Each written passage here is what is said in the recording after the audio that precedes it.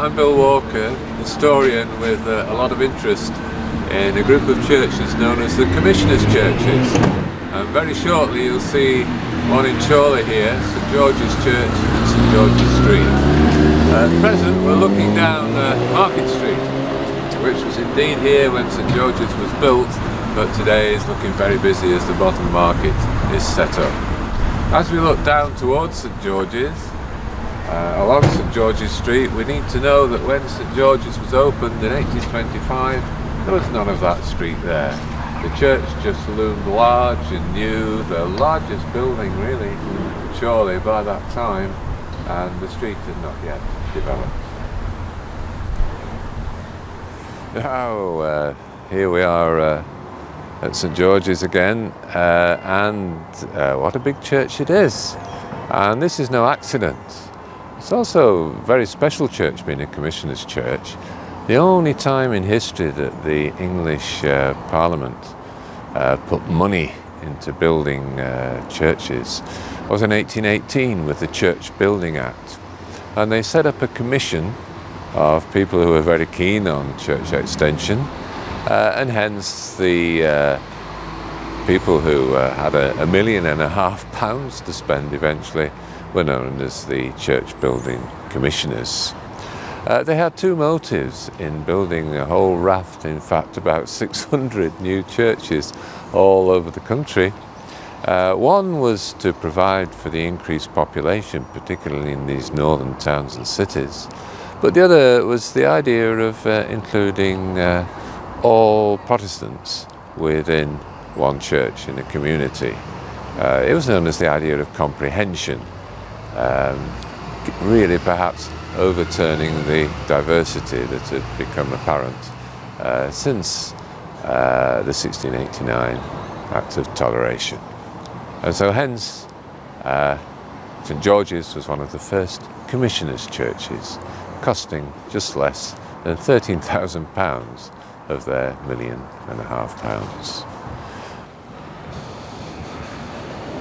Now here we are outside St George's Church West End.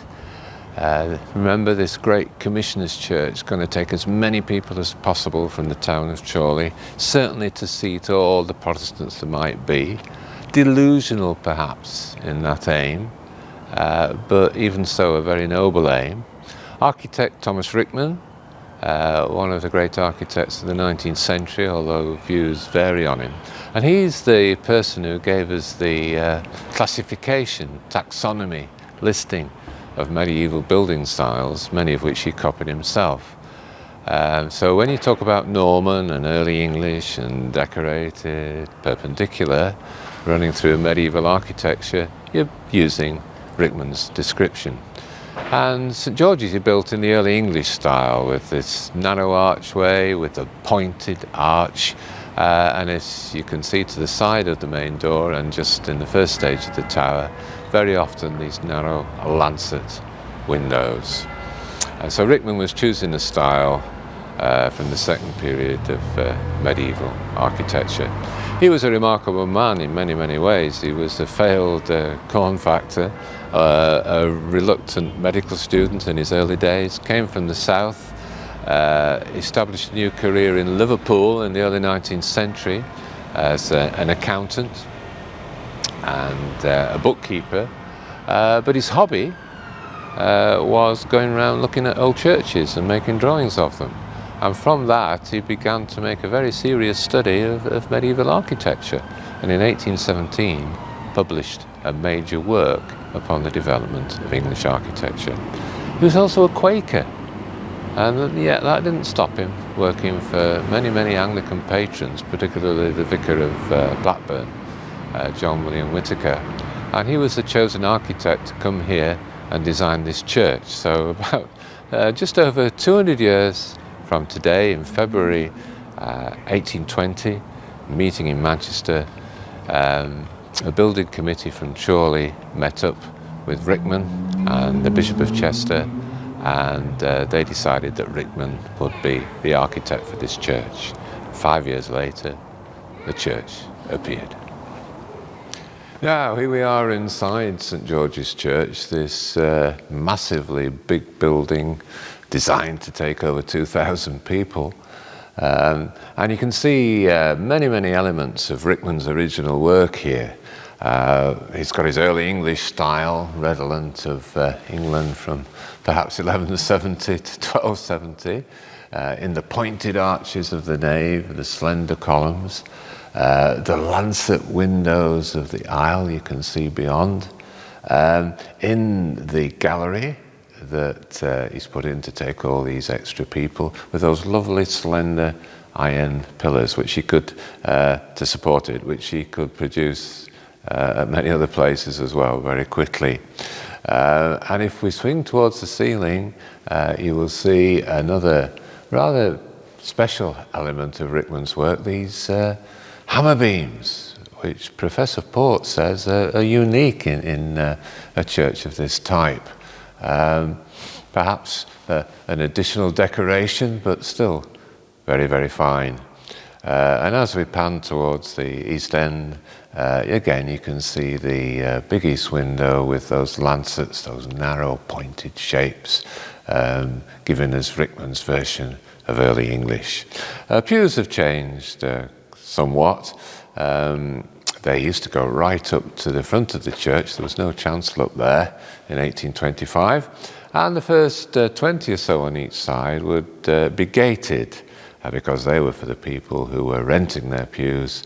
All the rest were free. 3/4 of the seats in here were free, because the idea of the commissioners was to get in just about everybody they possibly could, of all classes and of all Protestant persuasions.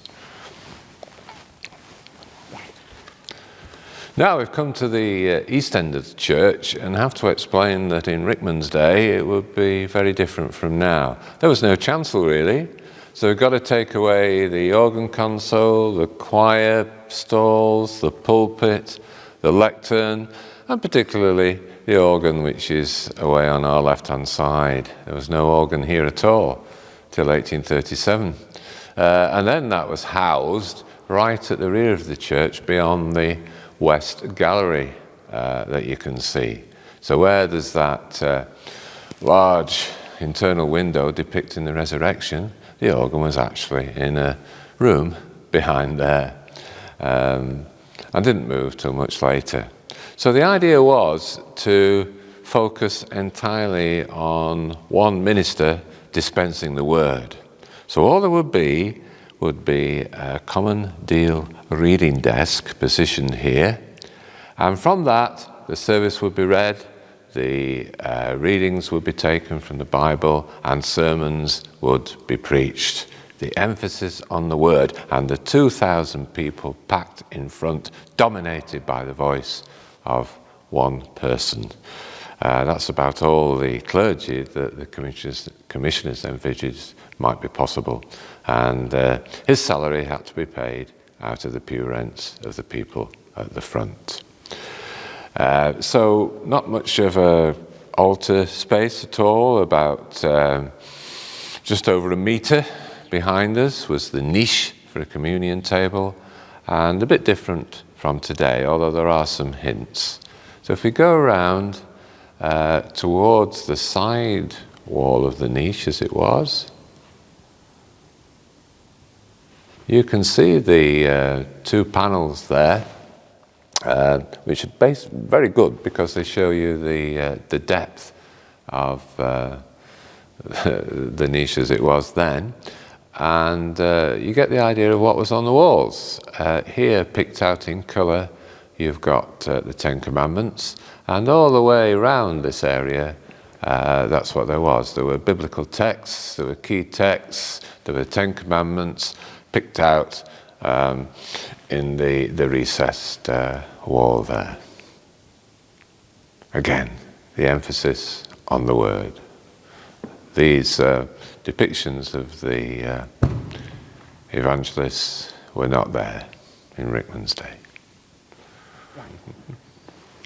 So we've pointed out what Rickman's church would have looked like, and the first major change to the layout and decoration of the church didn't come until 1891.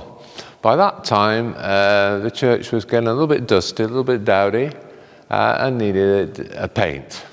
It so happened that the mayor of Chorley that year, John Whittle, was a very rich carriage builder, wagon builder from George Street, and he wanted to have his mayoral procession and service to this church, and so he offered to have it, given a facelift, for it to be painted.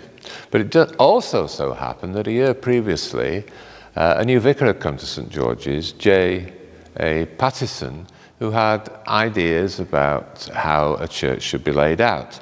And whereas the emphasis in 1825 was on the word, from the reading desk positioned right down at the far east end, he wanted to put much more accent upon communion, the Eucharist, upon music, upon liturgy, and he wanted a surpliced choir processing from the rear of the church down the central aisle at the start of the service. And so St George's gained a chancel. The organ on the right there was moved from its position at the west end of the church and installed on one side of what was to become the chancel. On the other side, we had a simple wooden screen installed, which you can see there, with a pulpit now positioned in front of it. In fact, that was about a yard to the right of where it is now, and the steps on the left-hand side now were in fact on the side nearest to us, and it has since moved. It was also a little bit higher in those days. At the rear of the chancel, you've got the reredos, and now you had that artwork that was positioned into the recesses. The centre picture was in fact another version of the Good Shepherd, and that one was redone in about 1936. The floor was very, very interesting. You got a raised chancel by these steps you can see in front of you, and it was a marble floor as well. The carpet is in fact covering in a very fine marble floor. So things have changed. There is a chancel. And just as we go to the right or to the south of the chancel area, you'll see the fine eagle lectern, again from 1891, and again there in commemoration actually of the first vicar of St George's, John Stock. He was vicar here from 1856, minister before that, through to 1888. And then in the far right-hand side, at the head of the south aisle, you'll see the remarkable angel font, carved in marble by the local firm Rawcliffe's, who in fact also did the pulpit. And it's a copy of a famous angel sculpture of Thorvaldsen, the Scandinavian sculptor who studied with Canova in Italy in the early 19th century and was the leading sculptor, perhaps, of his day on this side of Europe. That font, in fact, and the angel wasn't here in 1891. It was down, as is perhaps traditional for those days, in the north west corner of the nave, almost as you enter church, and it's only recently that it's been restored and moved up to this position here. Now here we are in the West Gallery, and I mentioned that in 1891 they moved the organ out of the recess at the rear of this gallery and moved it up to the east end to form part of the chancel. Now that left a space, and this was filled in by an internal window, rather a fine one. Somehow John Whittle, or the Reverend Pattison, got one of the leading stained glass manufacturers of the day, Stephen Adam of Glasgow, to produce this fine window depicting the resurrection. Now here we are in the new room that was created in 1891. So we're at the rear of Adam's fine window, and that created a space here that could be used. And it was in fact used as a parish PCC meeting room, certainly after 1918.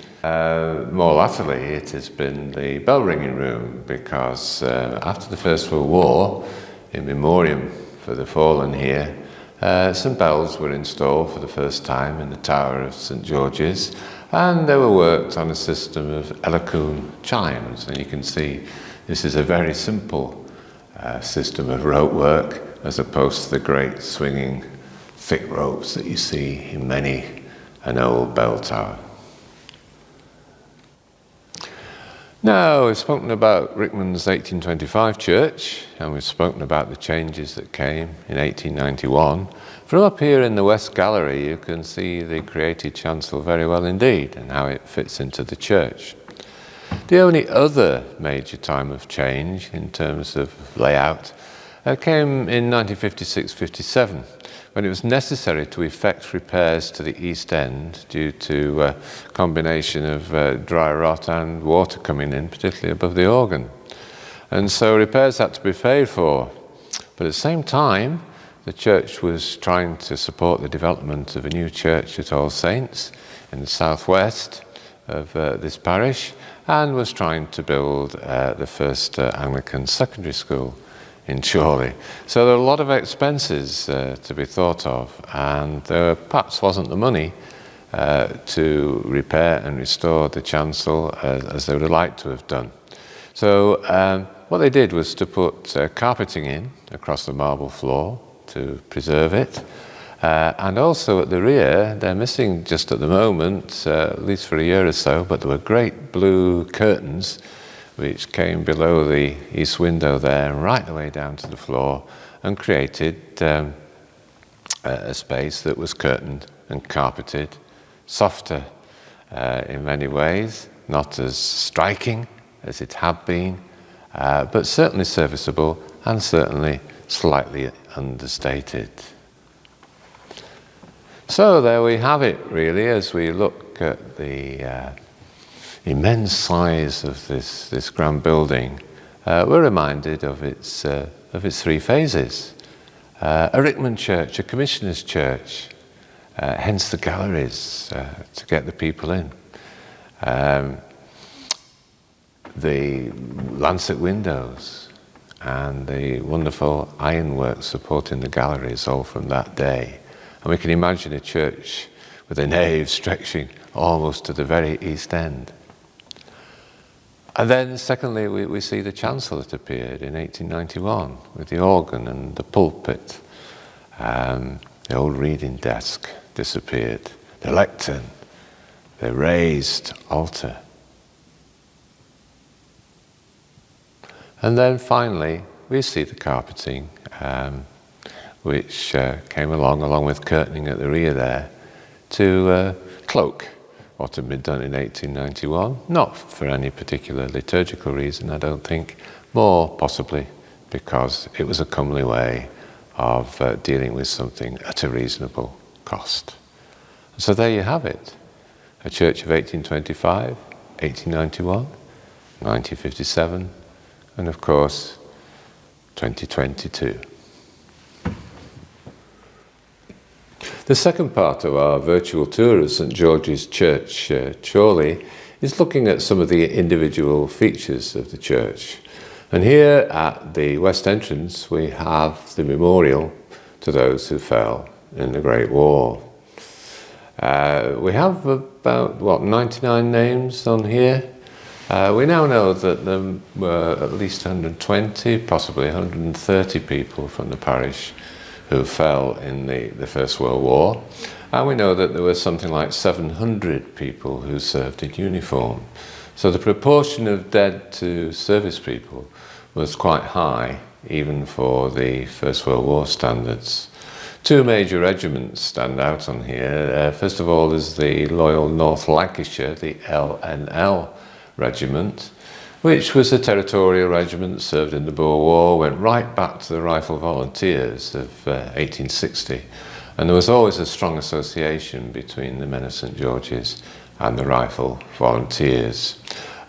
They took immense casualties in 1915 at the Battle of Festubert. The second regiment that features here is the East Lancs Regiment, the Chorley Pals, in fact, and they, along with the Accrington Pals, formed a unit raised from volunteers, and they took the major casualties in the first few days of the Battle of the Somme in July 1916. After the war, the parish erected this memorial to them, but the main memorial was in fact the bells, the church bells that were placed in the tower. Now here's another plaque redolent of the First World War, and we mentioned that the bells were partly a war memorial. Well, so was the clock. Photographs of the church up to 1918, artist depictions, show it without a clock. Got a space for a clock on the tower, but no clock. There was a plan to make it the first town clock, actually, or the site of the first town clock in around 1860, but it never really materialised. And so the parents of William Rigby, who fell very early in the Battle of the Somme, on the 7th of July, they decided that their memorial would be to see that St George's finally got a clock. And here is the plaque commemorating that. One bell in the tower was a particular gift at the subscription of Sir Henry Fleming Hibbert and his wife, in memory of their son, their only son, Cyril Hibbert, who was a captain in the Loyal North Lancashire Regiment, and he was lost and then found to be killed at the Battle of Festubert in June 1915. The Hibberts were a remarkable family.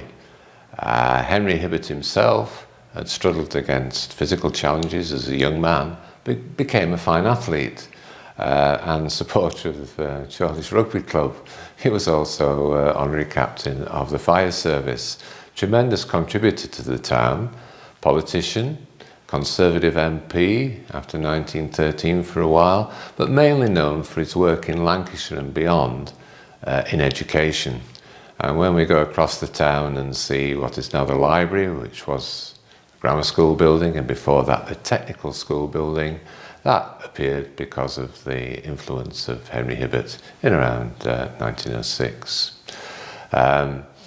Mentioned Cyril, this gentleman who fell at the Battle of Festubert, but there were 3 daughters, and all of them played a part in the life of the town and the life of this church. Now this is one of the other memorials at the west end of the church, and it's to the first wife of Reverend George Northridge, who, as it says, dies in 1912. He was a remarkable man, very different from J.A. Pattison. Northridge was, one might term him low church, certainly evangelical, almost fundamentalist, and that was no surprise. He was one of 3 clerical brothers who came from County Cork in Southern Ireland, and there, being Protestants surrounded by a Catholic majority, they perhaps felt a little bit embattled and the necessity of being very, very forthright and serious pilgrims. He came here in 1906, 1907, and immediately changed the tenor of the church, perhaps back to what it was in 1825, with not the same emphasis upon music. In fact, he fell out with the choir master pretty quickly, and the whole choir resigned at that point, so they had to then create another one. But always a character in the town, quite capable of having a battle with himself, never mind anybody else. Fell out with some very fine people in the Catholic Church because he thought they were having too many soup kitchens in the early 1920s attached to Catholic churches, and of course in his view they should be equally attached to Anglican churches. He had a battle with the rector of Chorley about the exact line of the division between St Lawrence's parish and the daughter St George's parish as it ran through the old Gillibrand estate. But he made quite a mark on the town until he left in 1924.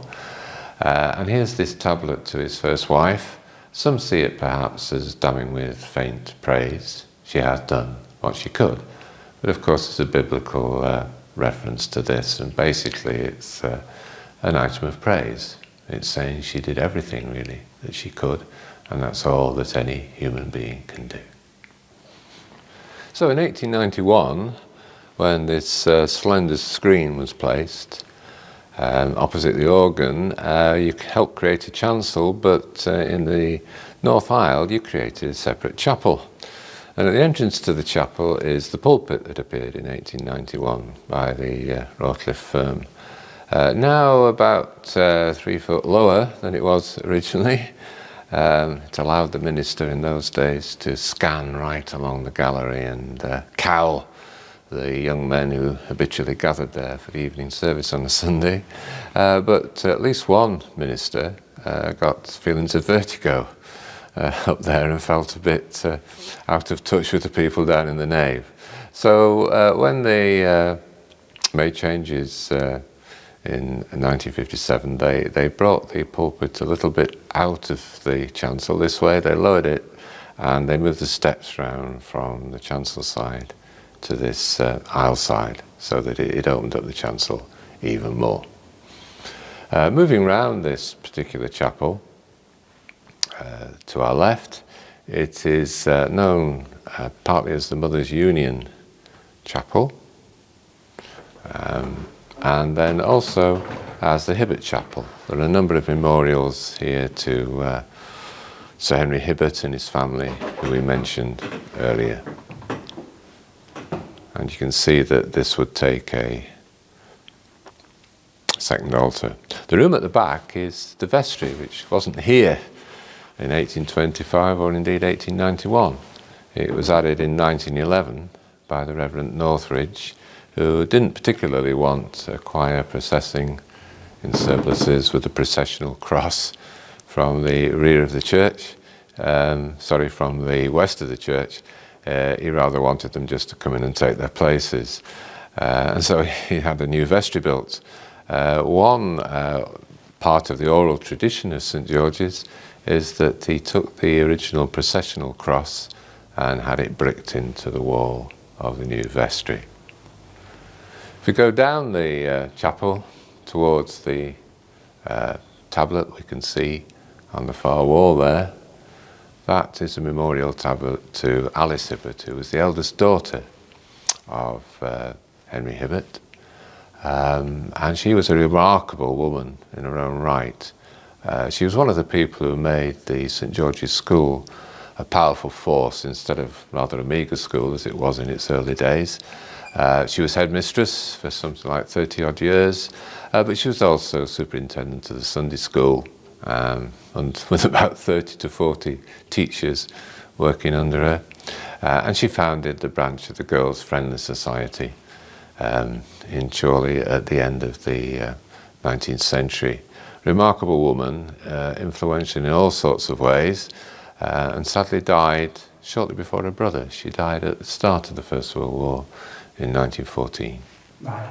Right, we're inside the porch of St. George's Church here, just inside the west door, and to get the drafts down we have these internal doors, and as you can see from the dedication text there, they were put here by a family descended from the Roos family, which was the maternal family of the Hibberts.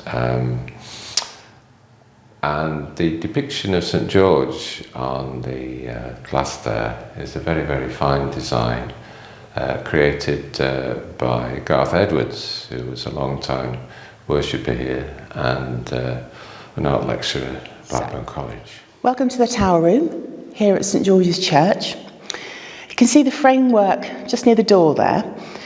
They are really unusual. The bells are really unusual. The framework is called Ellacombe chimes, and there's only a few sets of these in the country. They're quite different from what I would call traditional bells. There's 10 bells in total. Number 10 is the tenor, and the lowest bell is called the treble. The ropes lead up to the room above us, which is where the clock is. And then if you go through that side door in the tower room. The room above that is actually where the bells are, so that's actually called the belfry. The bells are cereal bowl shaped, and that's the best way to describe them, and they don't swing. They are free hanging, and they are got a small hammer above the bell, and so when you pull the rope, it strikes the bell, and that's what carries the tune.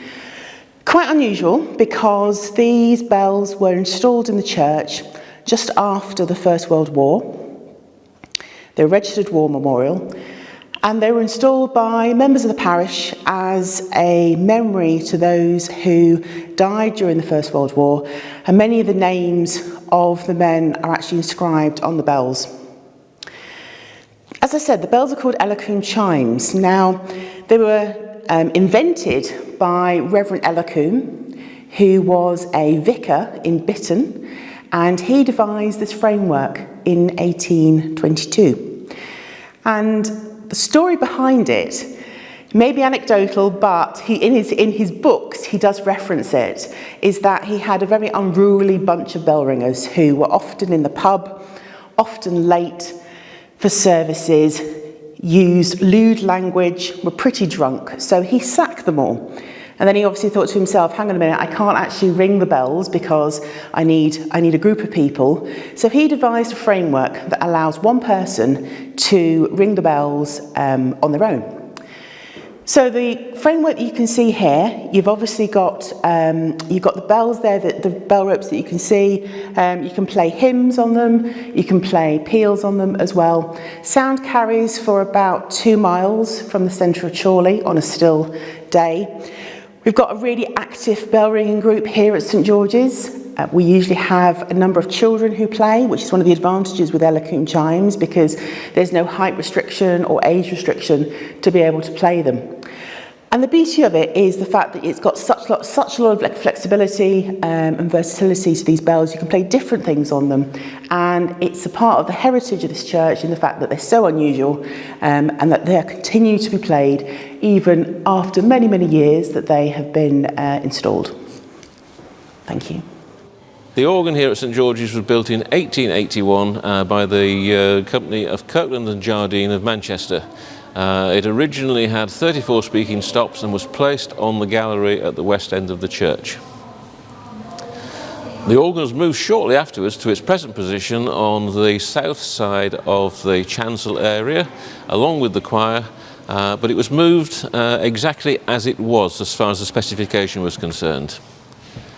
In 1937, the action was converted to tubular pneumatic, and this remained until 1967, when the internal leatherwork was completely worn out and a little bit more reordering of the church had already gone on, so the decision was taken to electrify the action and also to provide a detached drawstop console and to enlarge the instrument. So what we have today now is, as a result of the 1967 rebuild, we now have 80 speaking stops with electric action and detached console with quite a varied specification.